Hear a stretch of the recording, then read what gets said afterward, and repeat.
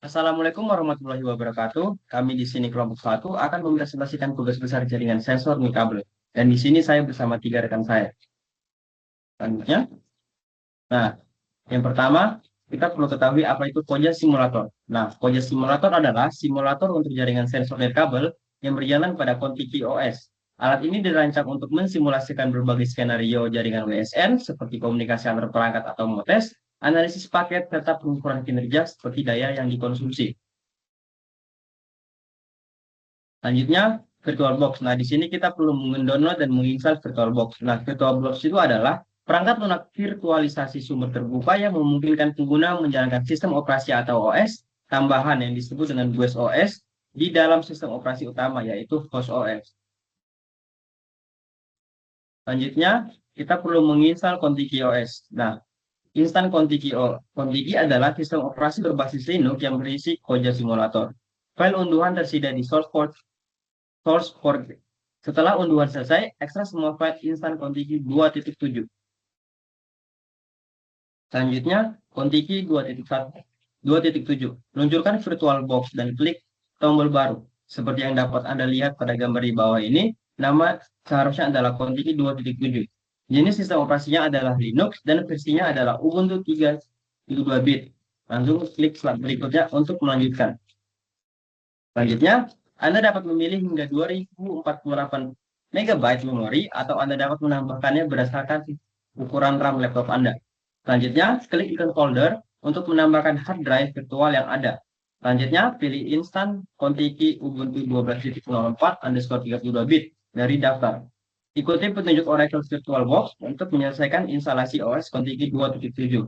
Nah, setelah selesai, maka akan muncul seperti ini. Selanjutnya, mulai Contiki 2.7 dan gunakan user sebagai kata sandi. Selanjutnya, kita akan membuat simulasi baru. Buka Koja dan buat simulasi baru melalui menu file, create new simulation, dan beri nama simulasi sesuai kebutuhan. Selanjutnya, various Windows in the Koja environment. Berbagai Windows akan muncul untuk simulasi seperti network window, simulation control window, mode output, dan timeline. Nah, di sini kita memberikan penjelasan tentang network beberapa contohnya. Nah, network window menampilkan representasi visual dari jaringan sensor nirkabel atau WSN. Setiap perangkat atau mode yang ditambahkan ke simulasi ini akan terlihat di sini sebagai node, memungkinkan pengguna untuk memantau posisi koneksi antar mode dan interaksi jaringan. Selanjutnya ada simulator control window, mengontrol jalannya simulasi seperti memulainya, menghentikan, atau menjeda simulasi. Nah, selanjutnya ada mode output, menampilkan keluaran atau output log dari setiap perangkat atau mode yang digunakan dalam simulasi. Selanjutnya ada timeline, menyediakan visualisasi waktu dari aktivitas jaringan, menunjukkan kejadian seperti pengiriman dan penerimaan paket, konsumsi daya, atau gangguan.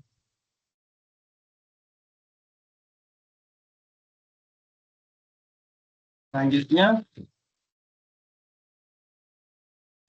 kita akan memulai simulasi. Pertama, tekan menu drop-down mode. Kedua, klik buat type mode baru. Tiga, pilih sky mode. Selanjutnya, kita akan menambahkan perangkat mode. Pertama, klik on browser, browse. Selanjutnya, lihat di menu drop-down untuk folder home, dan pilih folder home dari menu.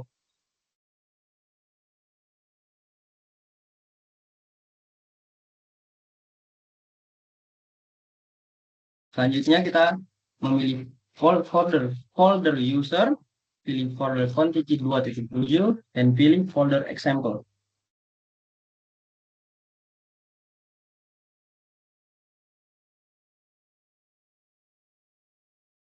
Nah, untuk memilih folder IPv6 ini, ada di contoh seperti di gambar. Kemudian setelah memilih folder IPv6, ternyata kita akan memilih simple UDP atau RPL. Nah, selanjutnya buka Unicast Receiver C untuk mengkonfigurasikan mode untuk menerima data sebagai penerima. Selanjutnya, klik compile dan klik create setelah dikomplikasi.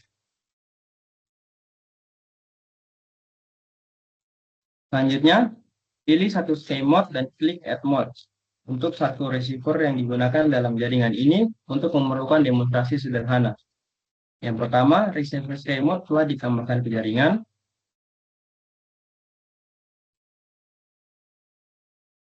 Selanjutnya, membuat sender mode. Nah, kita akan membuat mode pengirim.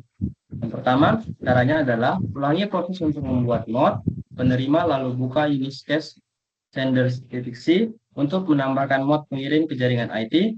Selanjutnya, pilih mode sebanyak yang Anda perlukan. Selanjutnya, 10 mode pengirim telah ditambahkan ke jaringan dalam demonstrasi ini. Nah, tahap selanjutnya, compile and create sender mode.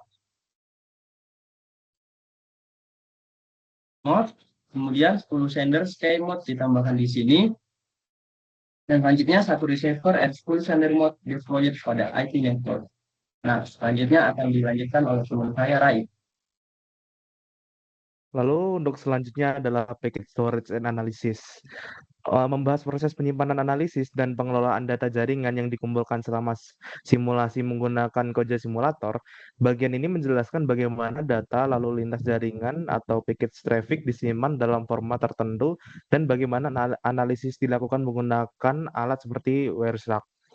Lalu untuk tujuan bagian ini adalah mengelola data jaringan untuk analisis mendalam seperti memahami pola komunikasi, mengidentifikasi kesalahan, atau mengevaluasi performa jaringan. Lalu menyimpan data dalam format yang kompatibel dengan alat analisis lainnya. Mendukung pengelolaan data untuk tujuan pembelajaran mesin atau visualisasi lebih lanjut. Next. Lalu selanjutnya package storage and analysis, yaitu instalasi Wireshark package analysis. Langkah-langkah 1. Wireshark packet analyzer. Kita klik dulu, lalu save network traffic as PICP file using Koja Simulator, lalu locate storage PICP file in home directory of install continuous, lalu open storage file via Wireshark, dan kelima, export as CSV file for future use, atau CSV is a suitable dataset format for machine learning application.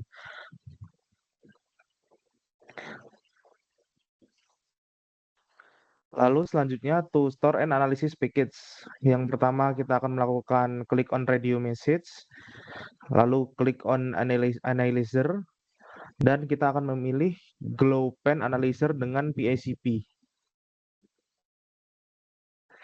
Lalu to see where PICP file are saved, atau kita melihat di mana file PICP disimpan, kita akan membuka menu aplikasi dan buka file dari aksesori.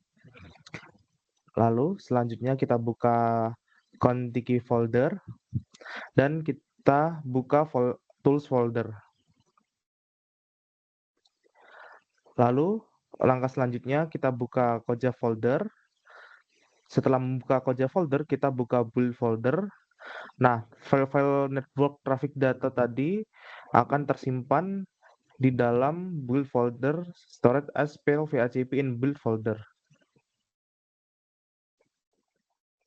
Lalu untuk open analyze and export PICP file in CSV format using Wireshark program.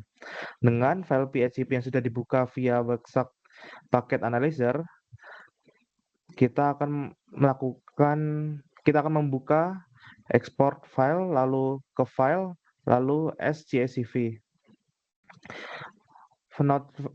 Untuk catatan, file PICP juga dapat diekspor dalam format lain seperti teks biasa, XML, dan lain-lain seperti yang ditunjukkan di gambar. Lalu selanjutnya akan dijelaskan teman saya. Oke, jadi for the next step adalah tentang RPL collect, metric, grab, and plot. Jadi apa? Jadi di sini tuh kita akan membahas tentang proses pengumpulan data dari jaringan berbasis protokol RPL atau routing protocol for low power and lossy network, serta bagaimana data tersebut dianalisis menggunakan metrik tertentu dan divisualisasikan dalam bentuk grafik ataupun plot. Nah, Untuk singkatnya RPL itu apa? Jadi RPL itu merupakan protokol routing yang dirancang untuk jaringan sensor atau perangkat IoT dengan sumber daya terbatas dan koneksi yang sering tidak stabil.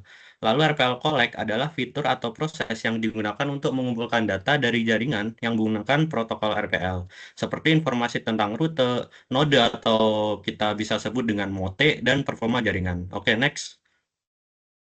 Nah, di sini tuh pertama-tama kita set RPL collect, metric, grab, and plot-nya dengan cara seperti pada petunjuk pada gambar ya. Di sini kita masuk ke create mote, type compile contiki for sky, lalu kita tambahkan mote-nya, lalu masukkan jumlah mote barunya. Oh ya, di sini kita firmware-nya kita masukkan ke browser seperti pada gambar.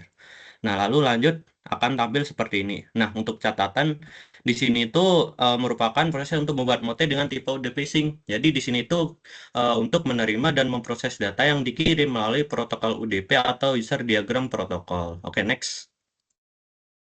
Nah, lalu selanjutnya tuh seperti pada gambar juga di sini kita akan membuat sebuah mote dengan tipe UDP sender yang dimana akan mengirimkan data melalui protokol UDP. Nah, seperti pada gambar kita masuk ke create mote type, lalu kita set number of new mote-nya seperti pada gambar kita set 10. Nah, hasilnya akan tampil seperti pada gambar di kanan, akan terbuat 10 mote. Oke, next.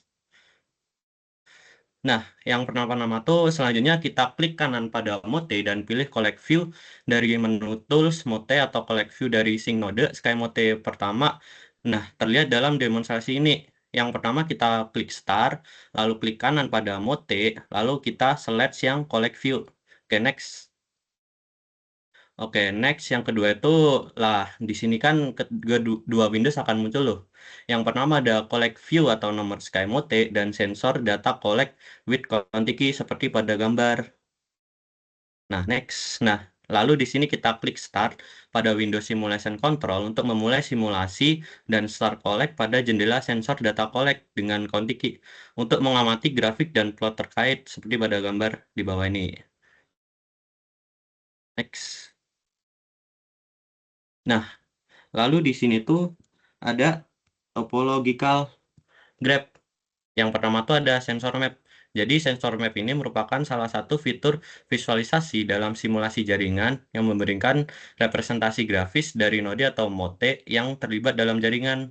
Nah, fungsi sensor map pada topological graph itu apa aja? Yang pertama tuh ada untuk visualisasi jaringan, yaitu menampilkan lokasi dan hubungan antara node dalam jaringan. Yang kedua ada monitoring node untuk memantau status node seperti baterai, suhu, atau data sensor lainnya.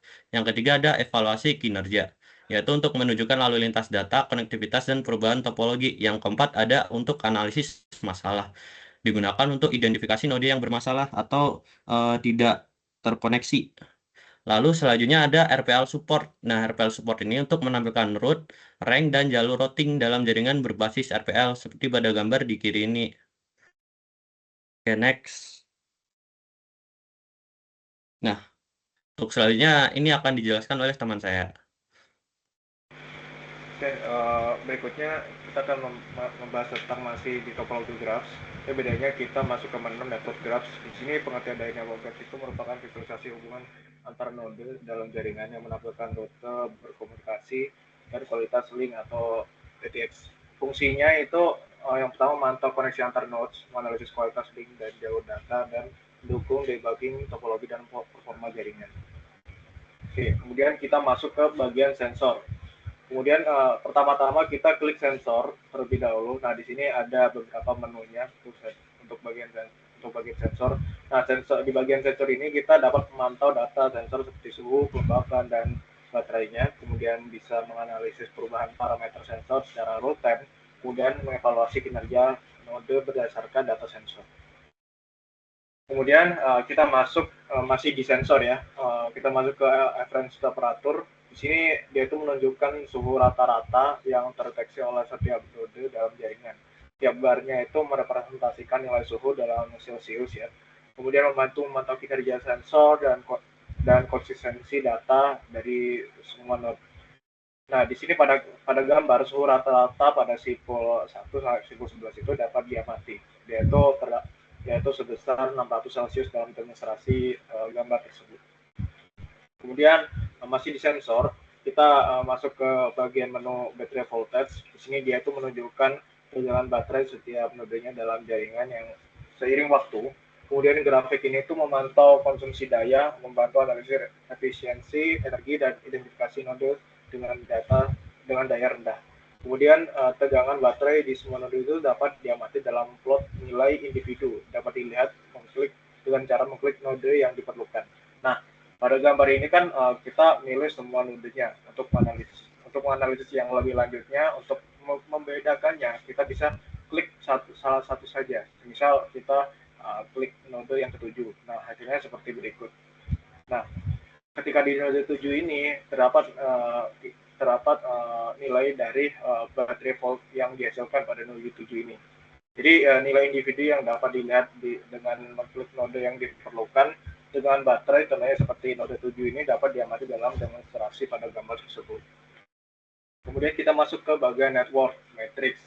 Kemudian di network matrix ini kita membahas tentang performa jaringan di network matrix ini, yang termasuk paket yang diterima, latensi, jumlah hop, matrix routing, dan hubungan antar nodenya.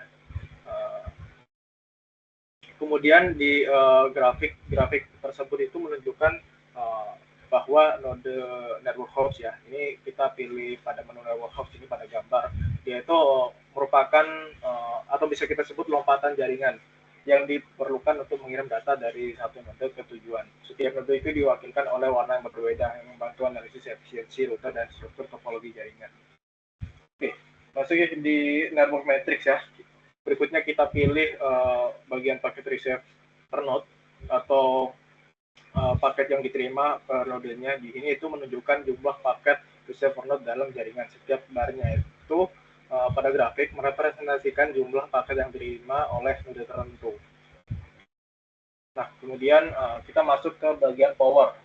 Nah, di power ini kita klik bagian menu power. Di sini pada menu power ini kita membahas tentang bagian yang menunjukkan konsumsi daya di setiap node dalam jaringan, yaitu membantu menganalisis efisiensi energi, penggunaan baterai, dan pola daya selama operasi jaringan. Nah, pada gambar tersebut kita masuk ke menu history ya, history power consumption, yang menunjukkan fluktuasi konsumsi daya dalam M1. Kemudian di sini itu oleh setiap node itu sering waktu, dia itu menunjukkan fluktuasi konsumsi daya oleh setiap node yang seiring waktunya. Kemudian setiap garis yang berwarna ini merepresentasikan node tertentu, dan grafik ini memvisualisasikan tentang pola konsumsi daya yang mana dia itu memvariasikan penggunaan daya antar node. Kemudian efisiensi energi. Kemudian di efisiensi energi ini dia itu node dengan konsumsi daya tertinggi dapat diidentifikasi untuk optimasi lebih lanjut. Kemudian ada durasi operasi. Durasi operasi ini membantu menentukan waktu penggunaan sebelum node kehabisan baterai. Jadi seperti itu untuk analisis pada history power consumption. Kemudian masuk ke average power consumption. Nah, average power consumption ini menunjukkan rata-rata konsumsi daya tiap nodenya yang terpisah dalam 4 komponen utama. Yang pertama itu ada RPM atau LPM atau low power mode, yaitu ditandai dengan warna merah yang menunjukkan daya yang digunakan dalam node daya. Kemudian CPU ditandai dengan warna biru yang menunjukkan konsumsi daya untuk memproseskan data oleh CPU. Kemudian radio sistem yang ditandai dengan warna hijau yang menunjukkan daya yang digunakan untuk mendengarkan lalu lintas radio. Kemudian radio transmit ditandai dengan warna kuning ya, yaitu menunjukkan daya yang digunakan saat mengirim data melalui radio. Oke, kemudian daya rata-rata yang dikonsumsi oleh node 1 sampai 11 ini dapat diamati pada waktu tertentu dalam plot yang diberikan. Jadi tergantung dengan waktu tertentunya, nanti hasil rata-ratanya itu akan berubah. Contohnya seperti berikut. Dia ini pada simulasinya dia itu berjalan selama 1 jam. 1 jam kurang lebih 44 menit. 1 jam lebih 44 menit. Nah, hasilnya itu seperti ini. Oke. Nah, pada saat kita running dan pengambilan waktunya itu selama 3 menitan, nah hasilnya itu masih powernya ada di angka 1 semua. Nah, berbeda dengan di angka 1 powernya masih bagus. Nah, yang sebelumnya itu jika udah semakin lama maka rasio transfitnya itu makin sedikit gitu. Kurang lebih seperti itu untuk harusnya. Kemudian kita masuk ke informasi lainnya. Contohnya seperti node info. Di sini pada masuk ke node info itu menyediakan berbagai matriks kinerja individual dan rata-rata di setiap nodenya yang dapat dijangkau dalam satu cluster dalam bentuk baris data yang dapat digunakan untuk membuat plot dan analisis. Jadi sebagai analisis berikutnya kita bisa menggunakan node info sebagai untuk membuat data, untuk mengetahui data cluster barunya dengan data tersebut. Kemudian bagian node info ini memberikan detail matriks performa individu dan keseluruhan untuk setiap node dalam jaringan informasi. Biasanya tersedia yang meliputi paket itu jumlah paket yang diterima, baik itu receive dan duplikasi. Kemudian kualitas link di sini R matrix atau ETX expect transmit count dan juga count atau bisa kita sebut perubahan dalam tetangga atau rute pada kualitas linknya. Kemudian interval beacon, waktu antar pengiriman sinyal beacon untuk sinkronisasi jaringan. Kemudian ada reboot. Di ini reboot itu merupakan jumlah restart nodenya, kemudian konsumsi daya. Rata-rata daya CPU, node LPM atau low power mode, mendengarkan radio atau transmitter radio, listener radio atau transmitter radio seperti itu. Kemudian ketika kita klik kanan dan pilih atau uncheck pada menu tersebut, kita bisa sesuai dengan kebutuhan data apa saja yang kita butuhkan. Kemudian kita mau uncheck hop, nah nanti hasilnya nanti untuk data hopnya nanti tidak ditampilkan. Lebih seperti itu. Kemudian kita masuk ke serial console. Nah, bagian serial console ini menampilkan log komunikasi antar node dalam jaringan yang secara real time. Ini itu mencakup informasi penting seperti pengiriman data, paket data yang dikirim oleh node termasuk pesan kontrol atau file data, kemudian status node. Di sini informasi tentang status node seperti mode operasi MAC on atau off, kemudian ada sync dan sinkronasi waktu. Kemudian ada perintah jaringan. Di sini bisa perintah yang dijalankan seperti pengumpulan data, collect view data atau konfigurasi lainnya. Kemudian ada debugging. Di sini menampilkan pesan yang berguna untuk analisis masalah jaringan atau pastikan bahwa protokol berjalan sesuai rencana. Kemudian pada gambar tersebut ini node sync atau node 1 yaitu bertindak sebagai sync menerima perintah seperti collect dan NCMD menunjukkan perannya sebagai pengumpul data utama. Kemudian mode operasinya di sini MAC-nya itu dia dinonaktifkan dengan radio tetap aktif. Atau kontiki MAC-nya. Mengoptimalkan komunikasi jaringan. Kemudian timestamp dan sinkronasi di sini log menunjukkan waktu operasi dan sinkronasi, memastikan koordinasi antara node. Oke, kurang lebih seperti itu presentasi dari kelompok kami mengenai Koja simulator manual untuk simulasi jaringan elektronik kabel. Kurang lebihnya mohon maaf. Terima kasih. Wassalamualaikum warahmatullahi wabarakatuh.